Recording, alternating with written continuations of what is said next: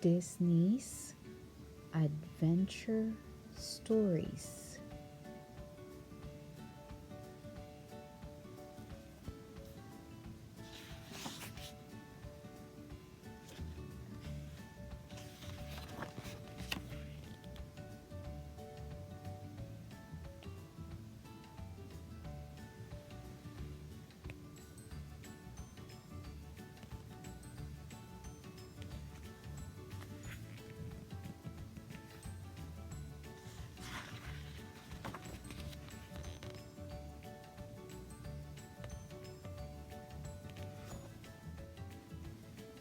Robin Hood, a hero with a heart of gold.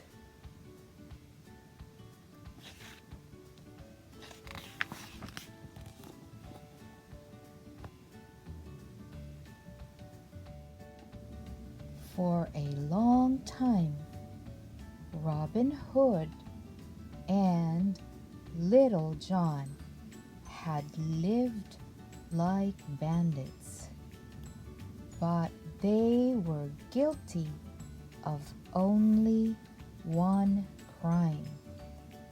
They stole from the rich to give to the poor. The sheriff of Nottingham took everything from the people as taxes for greedy Prince John. Only Robin and Little John kept the people's hopes alive and kept food on their tables. Robin and Little John had a trunk full of disguises, and they were very good at tricking Prince John and the sheriff. One morning, they dressed like fortune tellers and stopped the royal coach. They ran off with the prince's gold and jewels before he realized what was happening.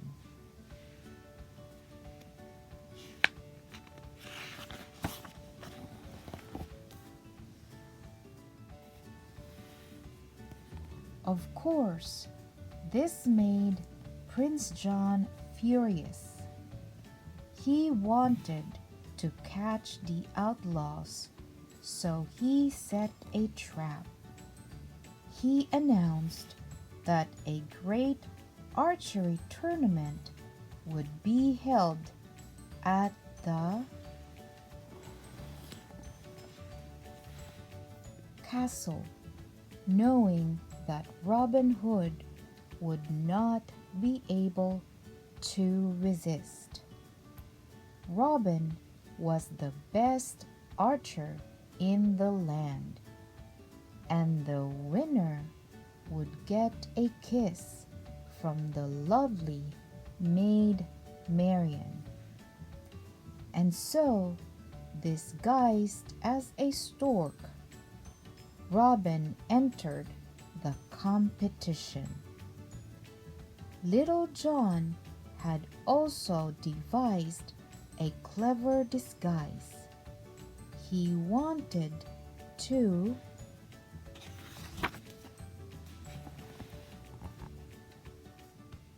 be at the tournament to see his friend win. Disguised as Sir Reginald, the Duke of Chutney, Little John walked straight to the royal box and took a seat right next to Prince John. Before long, Robin Hood was well on his way to winning. Even when his competitor, the sheriff, tried to cheat, Robin's skill was so great that he could not be beat. "Hooray!" cheered the crowd when the stork won the contest. In the royal box, Maid Marian stood and clapped. No disguise could fool her. She knew that the best archer in the land was her sweetheart. She loved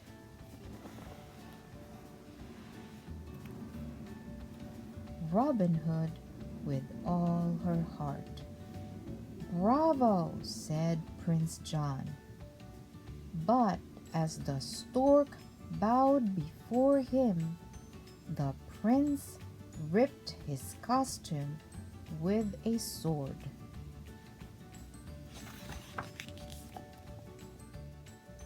The archer's true identity was revealed. Quickly, the prince's guards surrounded Robin Hood. But with Little John's help, the outlaw soon managed to free himself. Little John threw him a sword. Together, the two friends fought off the guards, while Robin dodged arrows and clashed swords. He swept Maid Marian off her feet. "Marian, my love, will you marry me?" Robin Hood asked. "Oh, darling, I thought you would never ask me," answered Maid Marian with a smile. They escaped to Sherwood Forest, and there, among waterfalls and fireflies, Robin gave Marian a ring made from a flower. All night they danced and sang with their friends. Everyone in Nottingham was happy. Everyone except Prince John. "Triple the taxes," ordered the angry prince. The sheriff was only too happy to collect more money. Those who couldn't pay went to jail. Even good Friar Tuck was taken to prison and sentenced to death. How could Robin Hood save his friends now? The prince was just waiting for him to attempt a rescue. Robin Hood needed another great disguise. Dressed as one of the guards, he slipped into the castle. Not even the sheriff knew that Robin Hood had entered the castle grounds. Then, when the coast was clear, Robin Hood signaled to Little John, and the two outlaws made their way into the castle jail.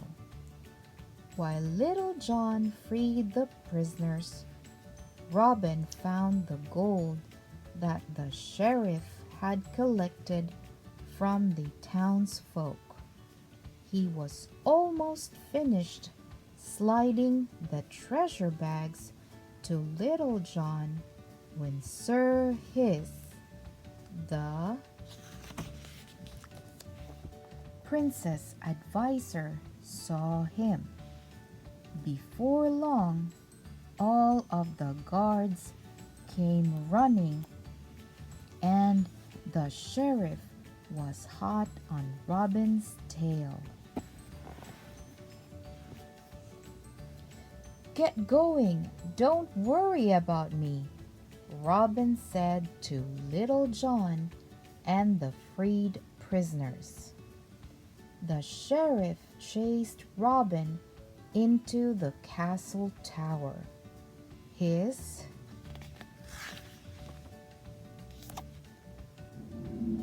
eyes burned with anger. He did not like to be tricked. With a blazing torch, the sheriff set the tower on fire. There was only one way to escape. Bravely, Robin Hood jumped into the moat far below. His friends watched nervously from the shore.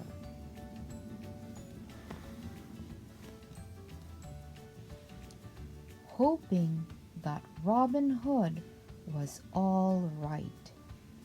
Quickly, he swam to safety. Soon the whole kingdom was rejoicing. Robin Hood was a hero, and good King Richard had